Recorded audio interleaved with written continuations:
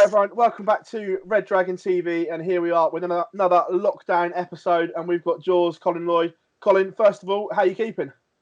Very well, thanks, mate. Yeah, really good. Yeah, I'm trying to stay clear for everyone because I am one of these people, Phil, that I am in lockdown by orders of the NHS. I was going to say, I know we spoke about it earlier. First of all, how are you feeling about this? You nervous about the situation? Yeah, of course I am. I'm just like everybody else. You know, it's a very bad time for the whole country and the whole world. But you know, I'm just keeping to myself with Carol. We're in lockdown, and hopefully it won't be too long before this nasty little virus is gone. Yeah, you said it, a very nasty virus, and it's just uncharted territory for everyone, isn't it? We've never seen anything like this, let alone in the sporting world, but in the world in general. No, you're exactly right. You know, everybody's on lockdown, so I'm not the only one. But Carol's finding me plenty of things to do, so I'm still keeping on my toes. Have you been enjoying all the social media as well? Your good mate Wayne keeping us all entertained with his walk-ons and everything like that. There's been some great things floating around. He's mad anyway. He's mad as a box of frogs. But listen, that's what it's all about. You know, all us darting folk. We're trying to keep everyone entertained. The PDC, Modus now, with all these dart matches on live online. And it just keeps everybody occupied and tries to keep everybody involved in what's happening in the darting world. In an ideal scenario, when do you think we'll be back playing? Hopefully, even if it's behind closed doors, just Pro Tours, so the guys can earn money and get playing again. Do you know, Phil, that's a really tough question. How long's a piece of string? I really don't know, mate. It'd be lovely to be back around Augusty time, maybe late July. But, you know, we've just got to see what happens, not only in our country, but around the world. As a player and obviously as a pundit now yourself, do you fear that the match play is in danger? Because obviously it's a tournament, it's the fans' favourite, it's heaped in history and tradition. It would be such a shame if we lost that. I think I fear for it in the fact that the date, but I don't think you can actually get rid of the whole tournament out of the calendar, Phil, because it's such a prestige event and it's a high-ranked event. It's a major. Yeah. In my eyes, it's the second biggest major behind the Worlds. They've got to try and fit it in the calendar somewhere. I don't know where, but that's down to the logistics of the Professional Darts Corporation. I was going to say, would going to Blackpool in November really work, though? Because it's obviously the start of the kids' holiday, it's the seaside town, and that it works for that reason. It's a lot of elements that make Blackpool special, isn't it? Blackpool's fantastic. And like you say, there's that holiday atmosphere about it. But you know what, Phil? Like I said, I think you cannot just forego it for 1 year. If that means that it's not played in Blackpool, if you have to play it somewhere else for 1 year, then so be it. You know, we don't even know if the Winter Gardens is available at any other dates. Listen, we'll just leave that to the powers that be, the Professional Darts Corporation and Sky TV. You've got to fit it in around their agendas. Mind you touched on there, the PDC have been absolutely tremendous in all this, haven't they? The information's been there readily. They've rearranged tournaments as soon as they can. And a lot of other sporting bodies can really take a look at what Barry and Matt have done over this, can't they?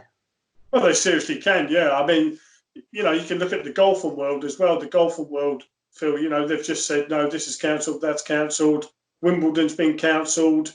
The Open has been cancelled. The Olympics is on sort of like lockdown at the minute. That's on hold until whenever. Listen, I think everybody's picking up and learning little snippets off of everybody else. Everybody's got their calendar mapped out 2 years in advance, Phil. It's just going to be what it will be. This is a horrible time and a very sad time for some families at this moment in time. And I'm a sportsman, but sport has to take second place at this moment in time. It has to take a step back. I know, 100%. Safety is first for everyone. Just a quick one here. Obviously, this time gap that the players have got, do you anticipate the standard dipping for a short period of time because of the break, or do you think they'll just hit the ground running again? I think when you've been looking on social media, whether it be on Facebook, Twitter, or anything like that, I think you're noticing that the players are still throwing, they're still keeping active, because when it does start again, they don't want to be left standing. You know, when that gun gets fired, like in athletics, they want to be at the blocks as quick as they can. And me personally, Phil, if it was me, I'd be on the board every day still, the same as always was, you know, because the people that are maybe being a bit lazy, they're going to get exposed. Because, like we say, Phil, we don't know when they're going to say, right, we're up and running, we're going again. I mean, the PDC have announced today some starting dates to try to finish off the Premier League. You know, them guys have got dates now. They know that that's the date I'm going to be back again. Let's get myself and my game ready for that start date, albeit it might be changed again. You touched on it there. I'm guessing when we do come back, we will notice the players that have been lazy, won't we? That first Pro Tour or that first qualifying event, whatever that may be, the ones that haven't put in the work and almost treated this as a holiday, it's going to stand out like a sore thumb, isn't it? Yeah, I mean, it's saying lazy. They are my words. But the thing is, Phil, it's all right, practice, practice, practice. Some people I used to, you lose that little bit of match sharpness. Yeah. You need that match. It's all right playing someone for a bit of fun over the internet, but there's nothing at the end of it, if you know what I mean. Yeah, you know, when you're away weekends at a Pro Tour event, you're playing for ranking points and ranking money. Yeah. So some people might get caught out with that little bit of match practice, but the top players, it won't take them long to get that back again. And also the lower ranked players, I think they're still going to be hungry enough that when they do turn up, they're going to come out and go bang and be straight at it as well. On the practice thing, and obviously we see across the year a lot of players practice with each other, and I'm going to use as an example Michael Smith and Ian White always practicing together. When that's taken away and you have to practice on your own and you're not used to it, is that a tough environment to get used to? Yeah, it's horrible. Absolutely horrible. There's nothing worse. Like I say, it all comes back, Phil, to that match sharpness. But you must set yourself them targets as to what you want to do. You know, do you practice on your trebles hitting? Do you practice on your doubles hitting? Do you practice a little bit of scoring with your finishing? Like one that I used to do would be like score 80 points, or if I hit a big 20 and I cover the 20, as long as I hit the treble 19, treble 17, or the treble 18, I went to double one with the last dart. Done the same again, double two, double three, double four, if you know what I mean, all the way around the board. Just keeps you, and it keeps your mind sharp. It keeps your mind sharp, keeps that finishing sharp. But yeah, laziness can creep in, mate. Lazy. Listen, I'll hold my hands up. You know, I got lazy. Everybody gets lazy. Sometimes you just think, I can't be bothered with this today because I don't know when I'm playing again. And so, beautiful sunny day like today, go and sit in the lounge or in the garden with a cold drink. Yeah. But you know, that's what I used to just try and change things around to try and keep your brain ticking over, and so that makes you go to the dartboard.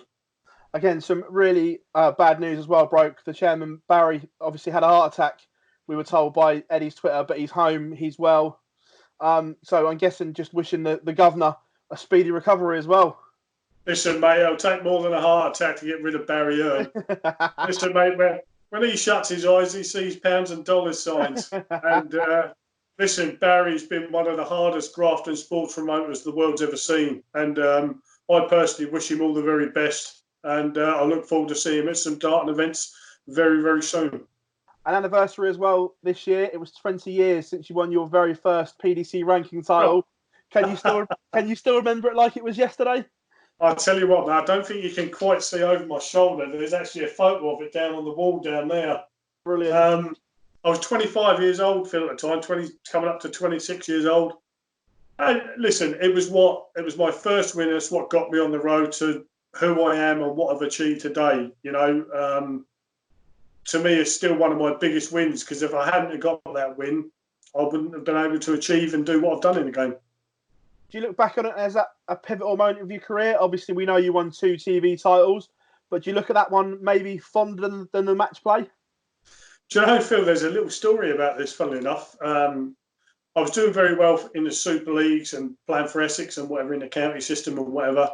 And I just didn't feel as though I was really going anywhere. I was throwing really well, but I didn't feel as though I was achieving anything. So I think it was a week or 2 weeks before the Eastbourne Championships, I went to the Essex Open.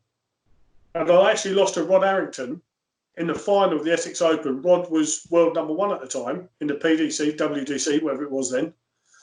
And I was going to be taking a break. I thought, right, I'm going to be done after the Essex Open. Anyway, the the guy who works for the PDC, Steve Begram, Steve does the numerator at the TV events. Steve said, you can't quit yet. He goes, I've booked you into the the Eastbourne Open next week. I said, Steve, I really don't want to. I've had enough. I don't really seem like I'm doing anything. And I'm playing so well, but I don't seem to be going anywhere. And he goes, just come down to that. So I drove down in the morning with Steve and another pal of mine, Big Brian Willis. We went down. I was 2-0 down in the first round. And I thought, well, do you know what, Lloydie? If you're going to have a little break from the game of darts, bearing in mind, Phil, I've been throwing darts since like 10 or 12 years old. So I'd had a good run of it, you know. I just thought to myself, I ain't going out 3-0. Anyway, I won 3-2. Then I went on a roll, 3-0, 3-0, 3-0, 3-0, 3-0, 3-0. And funnily enough, to win my board, I beat a guy called Graham Stoddart. And went on to win the event and whatever. And my first ever roommate, and he ended up being my roommate for about the first 3, 4, 5 years of being on the circuit, was Graham Stoddart, the fish. But yeah, I mean, I went out, I beat John Part in the quarterfinals. I beat Rod Harrington, funnily enough, in the semis. And then I beat Peter Manley in the final. And to me, I sort of like, I larged it because I thought I've won a ranked event.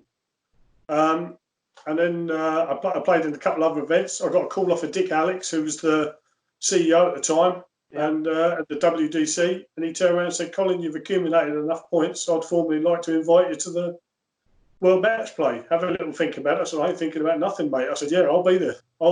I'm coming to Blackpool, you know. Yeah. It was great, and the rest is history, Paul, as they say, you know, Phil. Sorry. Just talking about that run there, you've beaten some of the best players of a generation as well, before anyone even knew who you were in the darting circles and saw you on TV. So that must have filled you with confidence going on to these TV events, knowing that you'd already beaten them once. Well, the thing about it is, Phil, at the time I was playing really well. I was playing really, really well. It was the best I'd ever played at that point in my life, you know. And like I say, I won that event. I went from there to, where did I go from there? I went to the Scania Open in Sweden. I got to the quarterfinals at the Scania Open and lost to Phil Taylor in the quarters. And then after that, we used to have an event in Montreal, the Quebec Open, and then we go on from there to Saskatoon. Well, Montreal, I lost to, who did I lose to? Shane Burgess. Was it Shane Burgess? John Part. I lost to John Part in the semi-finals there. Now, bearing in mind, Phil, this is only my third ranked event I've ever been in. Yeah. So I've gone winner, quarters, semi. And then the following week was my fourth ranked event, and I lost in the quarterfinals to the American, albeit an expat, Steve Brown, in the quarterfinals. Yeah. And that's what got me my points. And listen, mate, I was riding the crest of a wave, quite simply because I was playing darts, earning money, and I was mixing it with the biggest names and the best players in the world. And listen, I was living the dream. I have lived the dream. Now, last one from us. We spoke back in January when a certain MVG switched manufacturers, and we were all talking about how long it was going to take the transition. Now, January, February, it was very up and down. But UK Open, a tournament average of 104. Is it worrying for the rest that he said give him 6 months to get used to it, and he's got a tournament average of 104 and won the first ranked televised major of the year? Is that worrying signs for the rest of them? I think we touched on it, Phil, in the fact that it wasn't a matter of if, it was when. You know, Michael used the words himself. It was just a matter. The thing about it is, Phil, when you're someone who's used the same product for so long and the same thing it's just like a snooker player. Yeah. They've had that cue their whole career. And if that cue gets snapped, they'll be, oh my God, what am I going to do? You know, whereas Michael didn't. He grabbed the bull by the horns and said, right, you know, and look at, like you say, 104 running average for the whole of the event of the UK Open. Yes, it sends out a message. Of course it does. But you've got a lot of other great players out there that, of course, they want to beat him. He's the best player in the world at the minute. He's the world #1, you know, and he's thrown some fabulous stuff. But believe you me, when he goes up on that hockey against Peter Wright, Nathan Aspinall, Michael Smith, Gary Anderson, you know, they're not going to take a back foot just because his name's Michael van Gerwen. He's still going to have to work for it. But the great thing about Michael van Gerwen, he knows that. And that's why he keeps pushing, and that's why he's great for darts and great for TV viewers. Lloydie, it's an absolute pleasure talking to us here whilst we're on lockdown, mate. Thank you very much for joining us at Red Dragon. It's been an absolute pleasure as always, mate. Thanks, mate. All the very best, and everybody stay safe out there.